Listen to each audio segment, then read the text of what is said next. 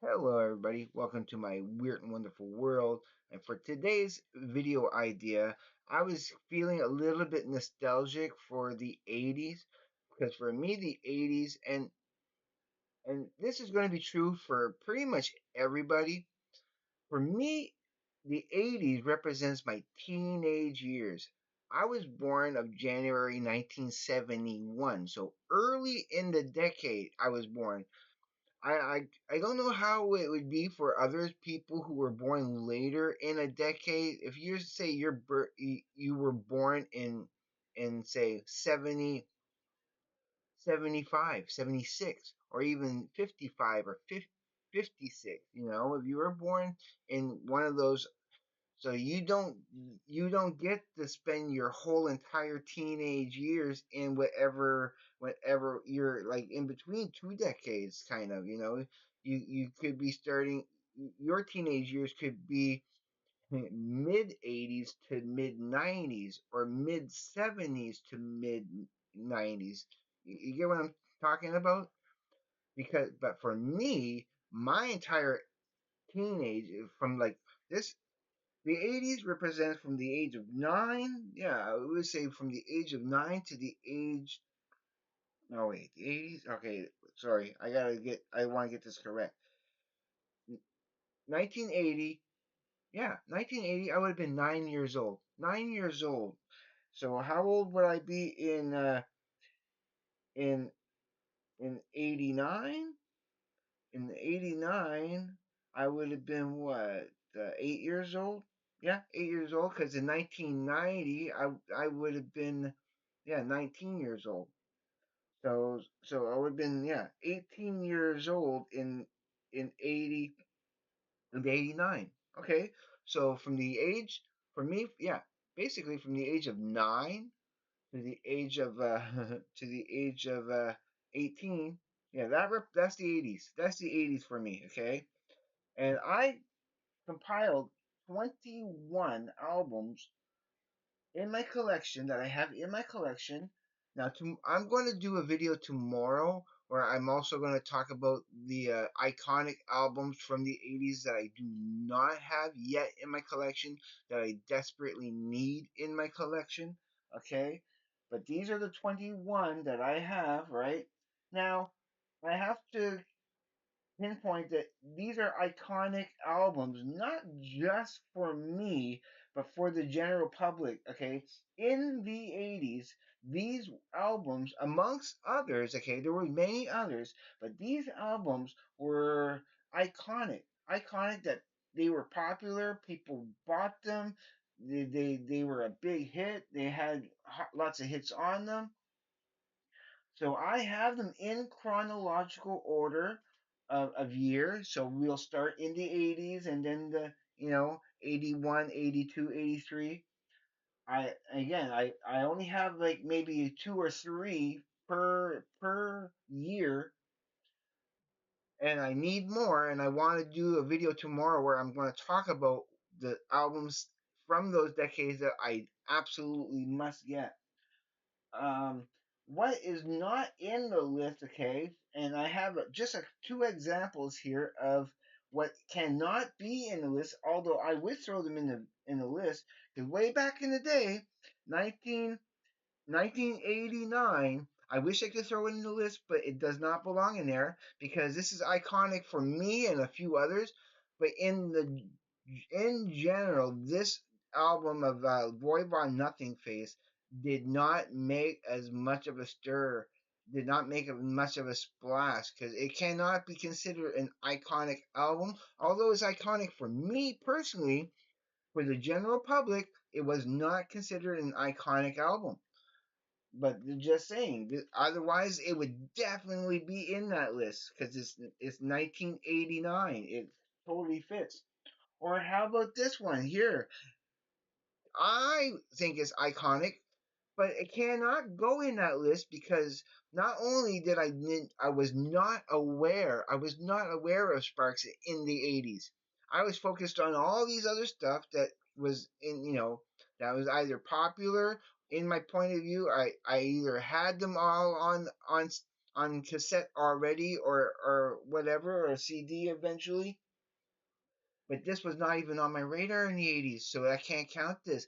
And this is not even considered that iconic, even though for me, I consider it would have been iconic if I had known about them in the 80s. So that totally would be in that list, but I cannot include it. So these are exceptions, like the Voivod Nothing Phase and Sparks Angst in My Pants. Yeah, these are exceptions. These are honorable mentions, but they don't belong in the list because they're not considered iconic enough to go in the list. And like I say, if I did not listen to them in the 80s, if I was not aware of them whatsoever, then they don't belong. All right, let's start with the list. So starting in January of 1980, and even though okay, I was aware of this, I was 100% aware of this, but I did not really get into these into the 2000s. Okay, but it totally does count because it is iconic. It is iconic to the general public, and it made a splash in January of 1980, and that would be Rush, Permanent Waves, starting right there with a strong Canadian band that that I love, and we're talking specifically the spirit of radio and free will being the two major songs off of the album that hit the radio, and it was change it was marking a change of sound that before, because just before this album they were doing more froggy experimental stuff. This is them showing that they were doing a little bit more radio friendly, radio standard music, So excellent, excellent. So that's yeah. So that's January of 1980, and then there's and this second one here for 1980. This would be July of 1980. We're going to go with AC/DC, Back in Black. Of course, they weren't really on my radar until maybe a few years after the release, okay? But it's still iconic. I just put them all in chronological order of year, just for the sake of doing this, to be kind of, to have some structure. But because I would not be able to put them in order of how or when I discovered them. It's just so that to structure it properly. But yeah, this is July of 1980, and yeah, I love it. It's of course, Hell Bells. There's the title track of Back in Black. You Shook Me All Night Long. Just a couple of examples of the main songs. It's the three main songs that really hit the airwaves, and it was a popular, iconic album, so definitely has to be on the list.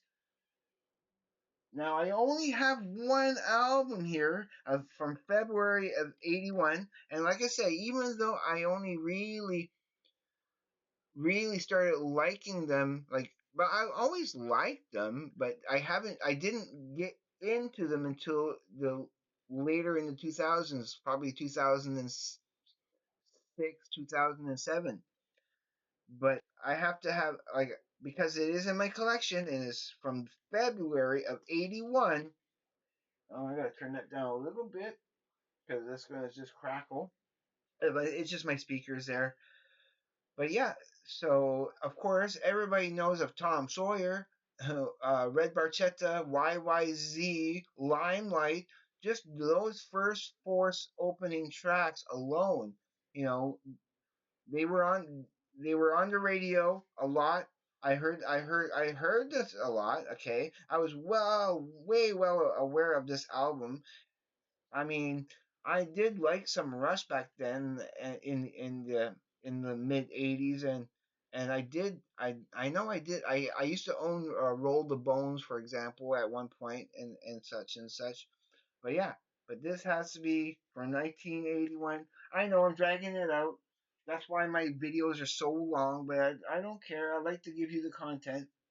Okay, we're going to 1982, and in March of '82, we have ooh, yeah, Iron Maiden, The Number of the Beast. Of course, the title track.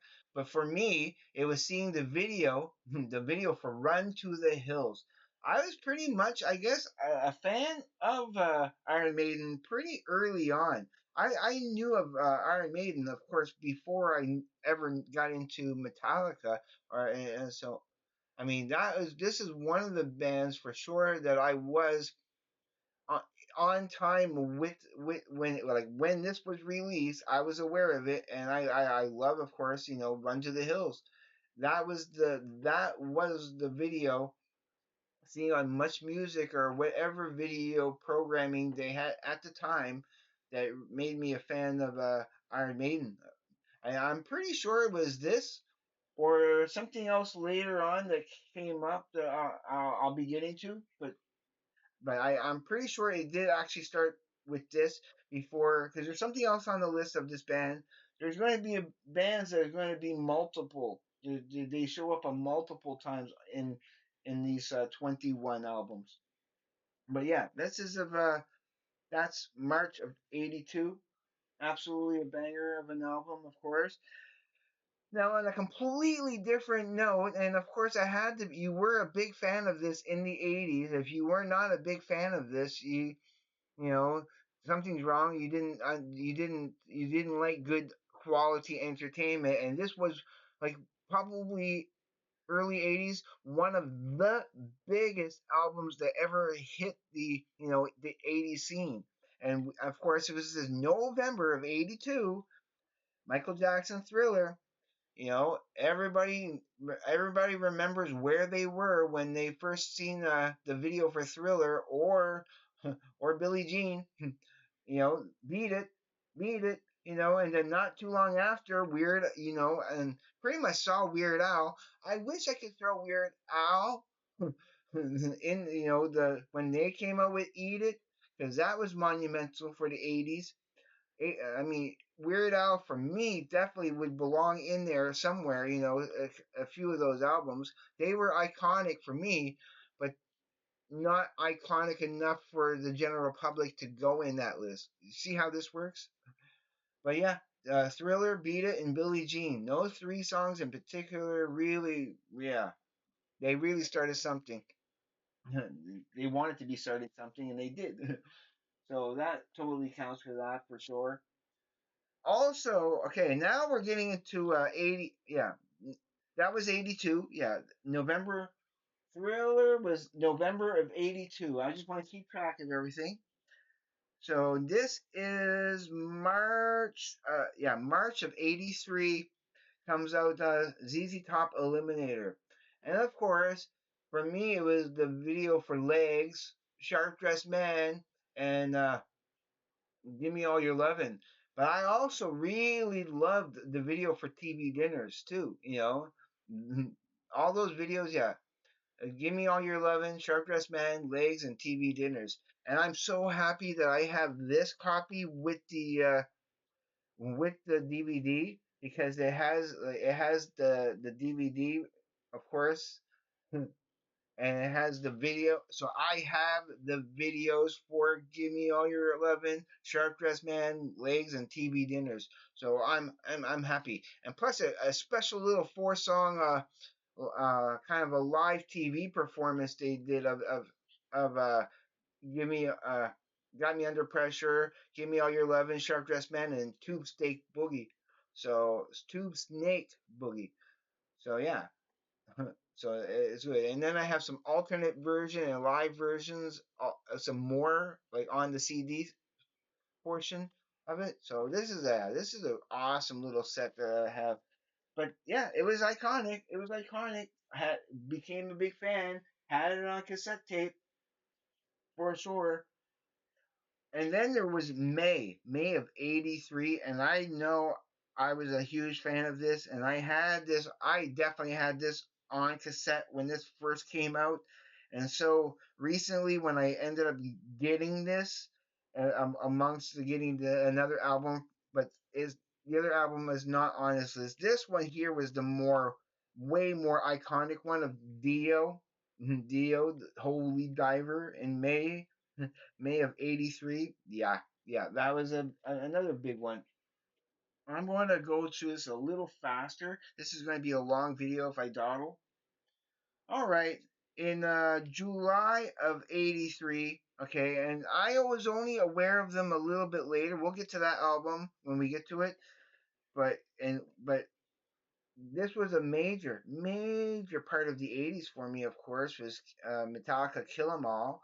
You know, hearing Anesthesia pulling teeth for the first time in that solo, that hearing Cliff Burton at his mightiest. These are fast, extreme songs, and yeah, I love it, I love it. And so, okay, moving right along. So in June of we're in 1984. Yeah, June of '84. Princess Purple Rain. Of course, you gotta love When Doves Cry, the title track of Purple Rain. I always love Let's Go Crazy. You know, I Would Die for You. It's all great. It's all great. So yeah. Um, Coming back again to one of my other favorite bands. This was my favorite band during the '80s, definitely, especially when it's another album that's coming up. But here we have Ride the Lightning, and that come out in July of '84. So yeah, Ride the Lightning, love it, love it.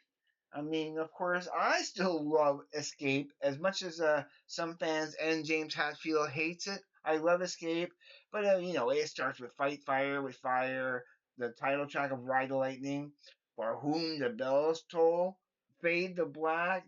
This whole album, Creeping Death, Call of Cthulhu. Yeah, you can't get any better than that, or can you? We'll see. And then just a little bit later in September of '84, we get Power Slave, Iron Maiden. Oh, yeah, the first times I saw the videos for 2 Minutes to Midnight and Aces High. Yeah. Then you get the album, and by the time you get the Flash of the Blade, like Flash of the Blade is probably my favorite song on the album in many respects. I love the whole. It's such a great song. And then you get to Power Slave, this title track, and how epic that is. And then Rhyme of the Ancient Mariner, a 13-minute journey of hearing this tale of you know uh, this haunting sea tale, told told brilliantly. Is some of the best storytelling in metal history is with Rhyme of the Ancient Mariner. So of course, monumental big album, of course. Now we're going to get into 1985. 85 in May of '85. I want my MTV.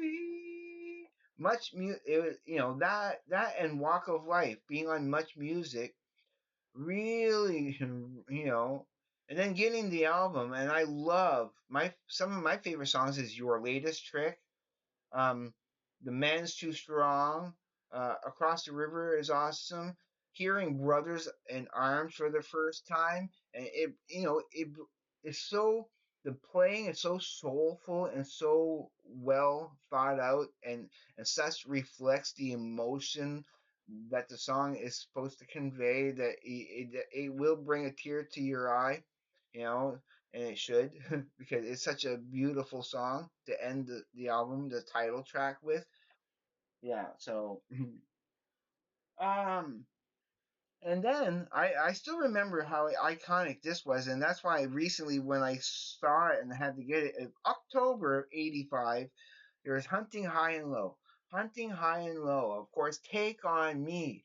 But I still also equally liked The Sun Always Shines on TV. That was the other video and hit from this that I always liked. So it is worth getting, and the whole album is really good, and it's something I need to get into listening to again very soon. I do want to play that again. It does call to me to play. Now, this one here that I'm holding now, this is the only one I have for 1986, and this was March of I wrote everything down, so that's why I'm looking down there. So I want to get all the dates right and keep it all in order. So in March of '86, we get this beautiful album that instantly, and I thought for some reason I thought it was 85.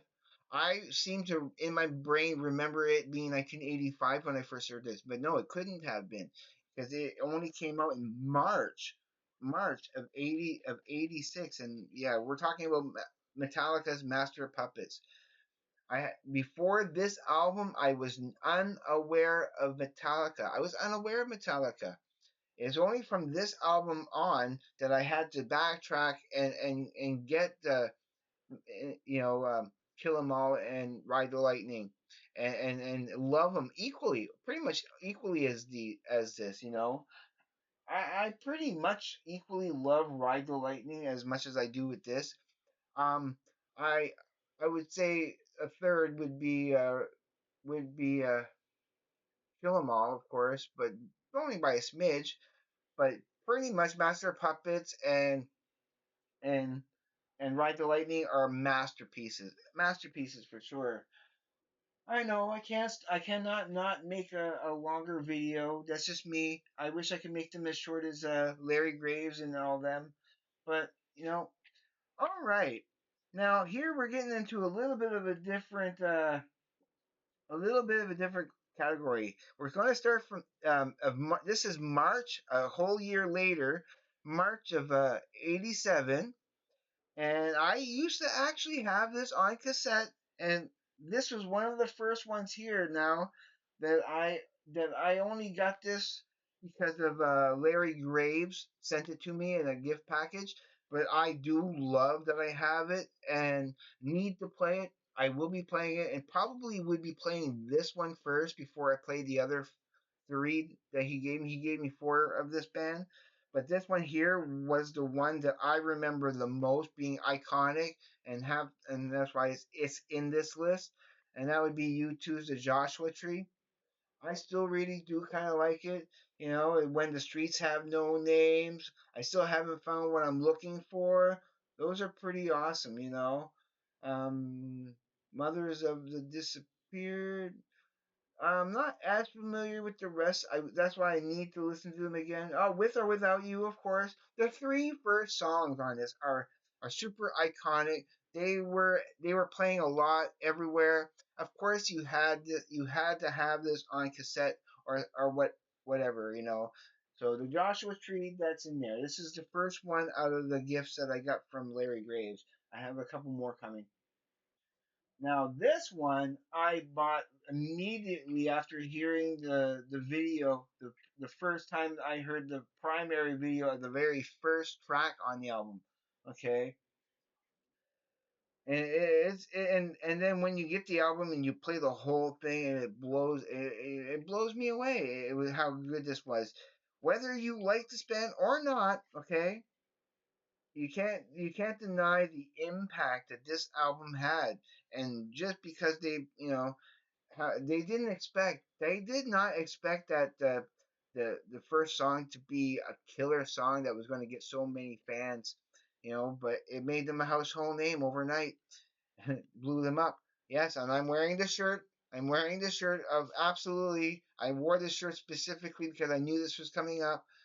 Yes, Appetite for Destruction. As soon as Welcome to the Jungle hit the airwaves on Much Music or MTV, it it lit up. And then, of course, subsequently, Paradise City, which again, who could argue which one was better? Paradise City probably was the more iconic song, but it really did start with Welcome to the Jungle. The first time you hear that power, that force, and you're like, what is that? And then the whole album just kills it in the best way. I love it, great stuff. All right, so now I think we're getting into May of 1988. 88, and a couple of iconic things here. Yeah, just another gift I had received from Larry Graves. I am pretty thankful and happy to have it. So I do cherish it. I still haven't played it yet, but I will be because I know it is pretty good. The album I do really like more, but it still is not in the list because, well, I don't have it.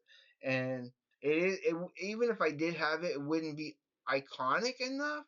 But the 5150, yeah, we're talking about Van Halen. But I got this one here, Van Halen OU 812 from Larry Graves. It has what's the When It's Love. It has When It's Love on it. That's pretty much the only real iconic. But of course, I used to own this on cassette back in the 80s when this first came out, 1988, and this was from May of 1988. We're almost done. We got four more left. Four more left. This one was pretty iconic, and I personally love it just as much as the other ones that came before it. I mean, I remember being so excited when this came out and going to see the tour. This is the first tour, the first real band that I went to go see live was this band. I had not seen a live concert before this.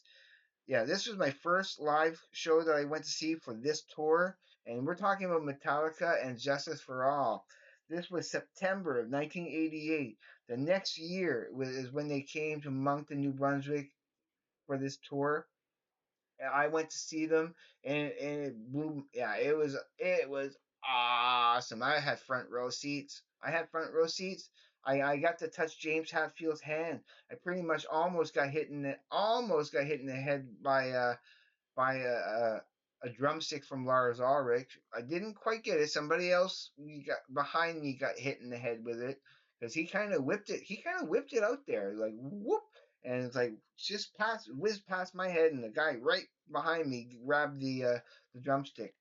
And that's why I love that I have the special feature one here with the that has the tour. This was the lineup for that for that live, you know. Oh yeah, the live from the Damaged Justice tour.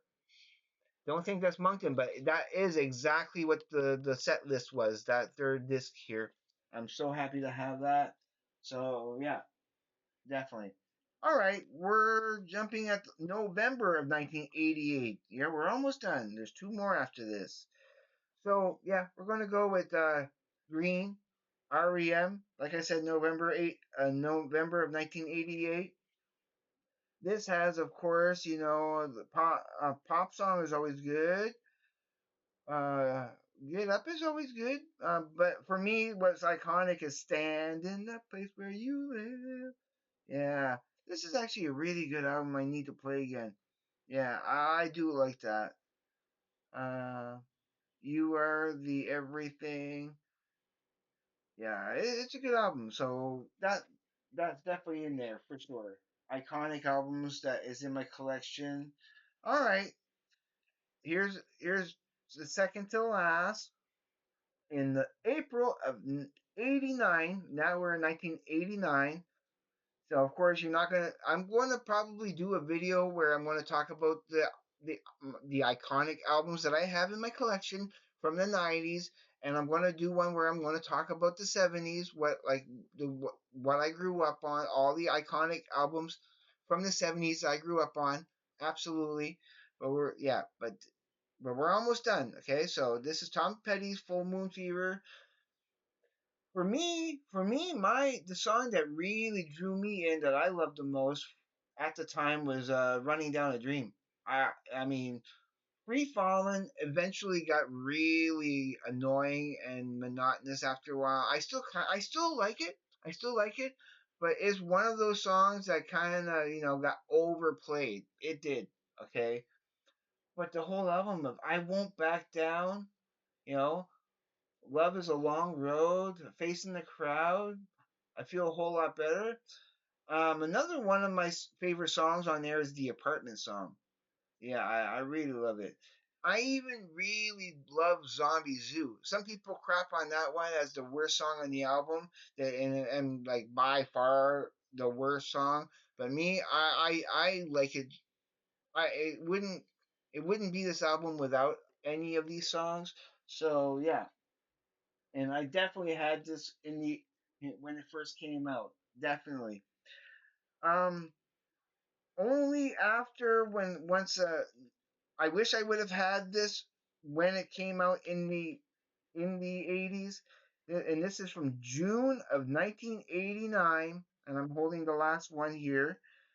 And I mean, it's last, but it's not least because yeah, June of 1989, Nirvana Bleach. Now I didn't get into Nirvana until the 90s when of course when they put out Nevermind. Nevermind was my introduction, of course, with Smells Like Teen Spirit, but but still having this in my collection, it is an iconic album from the 80s, you know, very at the end of the 80s, but still there. And of course, the big shout out goes to about a girl. Okay, but I want to give a big shout out to Love Buzz from this because that is a cover from what's the name of the band? Shocking Blue. Yeah, I was yeah. So Love Buzz, I love Love Buzz. The same artist that does Venus. I'm your Venus. Yeah, so it's awesome. So that's my 21 albums from the most iconic albums from the 80s that I have in my collection. And you understand why there's certain ones that are not in there. So tomorrow's episode will be almost the same. It's going to be iconic albums from the 80s, but the ones I do not have and absolutely must get. These are the ones that I have to get and I do want. And you'll recognize a lot of them when you hear them, okay? Because they were monumental growing up and I need them. And this is like pure nostalgia in many respects and how much I love these albums. All right, so I am going to let you go now. That's my video, and if you haven't subscribed to me, what are you doing? Please do, because I will greatly appreciate it and love you forever. Don't be afraid to hit that like button, absolutely, because you know you got to show appreciation for people putting a little bit of effort. I put a little bit of effort into making these videos, and I do have a series of these coming up. Like I said, I'm going to go through the 90s, I'm going to go through the 70s for sure, and maybe go through the 2000s and whatnot, and we'll see. But of course, anything in before like the last millennia, you know, anything from the 70s, 80s, and 90s, yeah, I'm going to be talking about those the most. All right, everybody, be safe. Take care. Comment, leave comment. I will do my best to get back to you. And yeah, everybody, please. I'll see you on the flip side. And please, everybody, just have a great day, evening, morning, night, or afternoon, wherever you may be. Peace, everybody.